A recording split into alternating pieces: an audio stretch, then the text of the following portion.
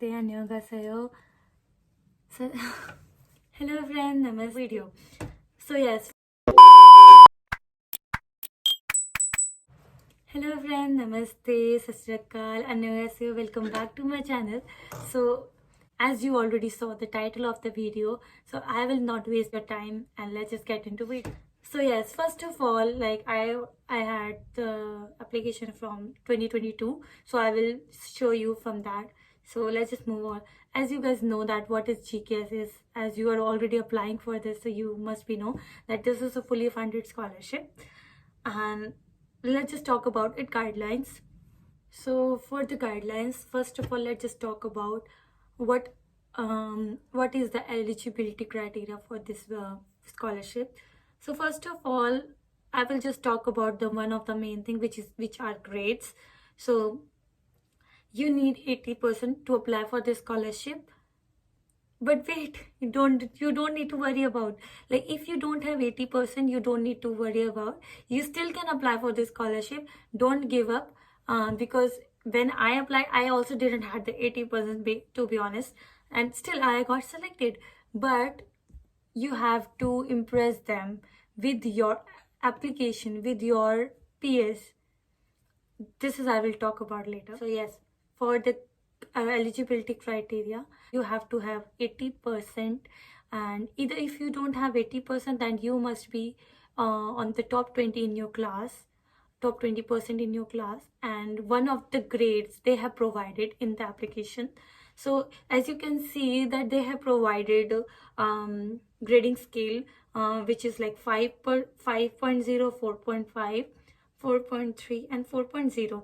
If you have CGPA under this grading scale, like they have given already how much you needed to apply for this scholarship. If you have those CGPA, then you can apply for this scholarship. Now just forward to the seats, how many seats they have provided for Indian students. So first I will talk about embassy. Embassy have provided 22 seats as I can see, and I don't know if they will gonna increase or decrease this year. So yeah, just make sure to check it. So they have provided 22 seats last year. And for the university track, so they have divided it in 4 categories for the master students, and maybe for the research student also, like PhD students. So for the Indian, they have provided total 30 seats, in which 19 seats are for journal and 11 seats are for regional category. Last year they have added R&D, which is like new program, and for R&D they have differences. They don't count journal and regional in R&D. So for journal and regional, they have total 33 seats for India, 30 seats for Indian. But if I talk about the R&D, they have provided total 100 seats. There is no quota for Indians or other countries. They have provided total 100 seats, and every university have like their quota seats. If I talk about my university, my university has had 8 seats last year. I don't know how many it will gonna this year. So my university had the 8 seats, and this is not depend on country, this all depend on university. If your major comes under R&D, so make sure to check it well, because sometime university, if you are applying through the university, they will not gonna correct your document. And if you're applying for the embassy, it's obvious embassy will not gonna correct your documents. So make sure to check it well, guys. Now let's just move forward how they selected student for the scholarship. So like, as you guys know, there are 2 tracks to apply for this scholarship. First is the embassy track and second is university track. People usually says like the embassy track have like little bit, hassle process and little bit longer than the university track. But I some way don't agree with that, because university track is also stressful as the embassy track. I think embassy is not that stressful, but university is actually so stressful. For me it was. So for embassy track, you just need to send your documents to the embassy, and then embassy will gonna screen your documents, and then they will gonna recommend students who they have selected for the scholarship to the NIAD, and then NIAD will gonna generate an interview for the selected student, and they will gonna interview those students, and then after that they will after the NIAD round, the NIAD will gonna send the selected students document to the university and had selected. So for the university, and then university will gonna, it depend on university, total up to the university if they gonna they wants to interview you or not, because last time as far as I know, most of university generated interviews for the student who got selected by the NIAD also. So please make sure to be prepared well. And also I heard, like when I was applying for the scholarship, I heard about this thing a lot, like if you got selected for the first round, then you are confirmed scholar for the GKS. But it's not true, guys. It's actually not true, because last time I saw lots of students got rejected after the first round. So don't be so happy after selecting. I'm not saying became sad or stressful, but yes, don't like high your hopes. Just be patient, be calm, and wait. So yes, and then like last time, as far as I remember, then embassy after the screening round, an IIT interviewed student and they rejected some of the student, which was really sad. But yeah, I'm not telling you to be worried about it. I'm just telling you my experience. Yeah, let's just move into university track. So for the university, you have to send your documents to the university. Make sure to send your documents on time. Make sure to see the guideline of the university and the deadline of the application, please guys, because some of students have, like, we sent our document early, but they didn't reach to university on time. We don't know why, because sometimes courier services takes time. So make sure to choose right one, and make sure to send your documents on time so that university can receive it on time, because they will not gonna wait for you guys.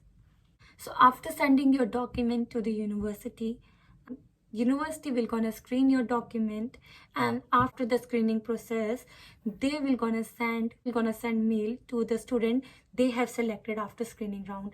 So, and in the mail they will tell you to wait for the interview, and then they will gonna send you an email for the interview, which is not counted. Like they always said, it's not counted, but for me it took time, and for me it was already a first round for me, because as everyone says that MSc have 3 rounds. For me, university also has 3 rounds, because it takes a long time, long period. They made us wait. Yes. So after screening round, they will gonna generate interviews for the student who passed the screening round, and after the interview round, they will gonna select the student which is count as the first round, which is they called as first round. For me, it was the second round.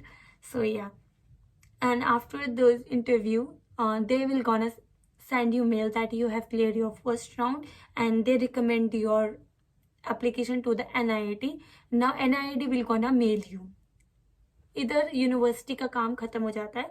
University work finished here. Like they don't have anything with the application anymore.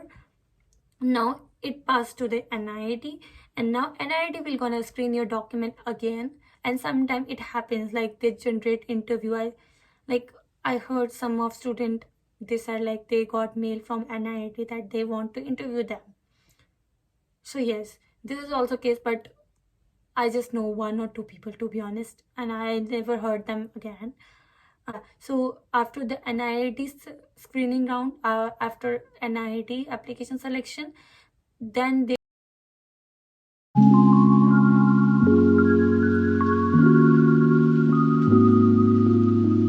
and that's it. This is it for this. And yeah, then you have to pack your bags, prepare your thing, put lots of and lots of food instead of clothes into your bag. If you are vegetarian, this will gonna hard for you guys, so make sure to prepare yourself well. And if I'll talk about my experience besides this thing, so my experience was like not easy because I didn't had the 80% marks, and I never imagined, because I thought there will be like lots of student who have 80% marks, who have like English proficiency certificate, and most of student I already know that. So I was worried about it, like if I'll not selected, what will going to happen if I'll not selected.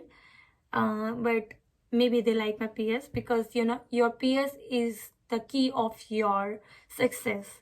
Yes, if you're writing your PS like well, then you don't need to worry about it. Like if your PS has like your all that you have achieved, it's not like you have a really good peer, it also means you have something which makes you unique from other.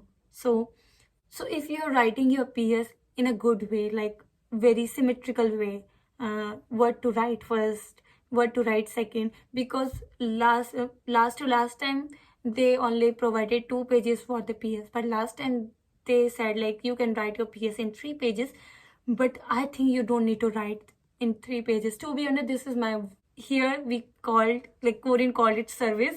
So I'm giving you service. Don't write 3 pages, because they have lots of application to work on. They will not gonna even read your, they will gonna just skip your some of the point, and they will gonna only focus on the point you have highlighted, what you have achieved through your university life. If you are master student, if you are PhD student, then what you have achieved in your masters and bachelors, what you have done so far. So make it short, not too long. I'm not saying just make it too short, don't make it too long. Be pointed and highlight your impressive activities and your work you have done. And one more thing I want to talk about, when I applied through both of tracks.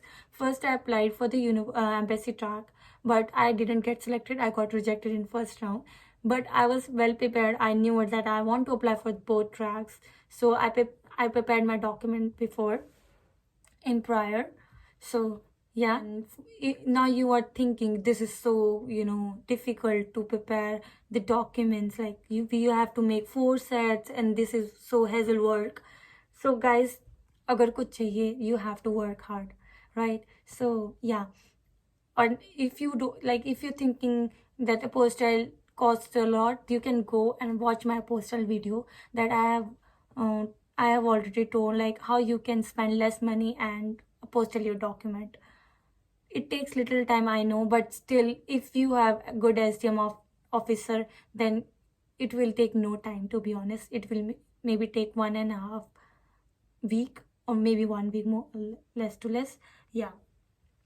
So yep, that's it, and all the best. I hope you like this video. If you like this video, please make sure to like this video, subscribe my channel, and share my channel, so that it helps to other students or other scholars too.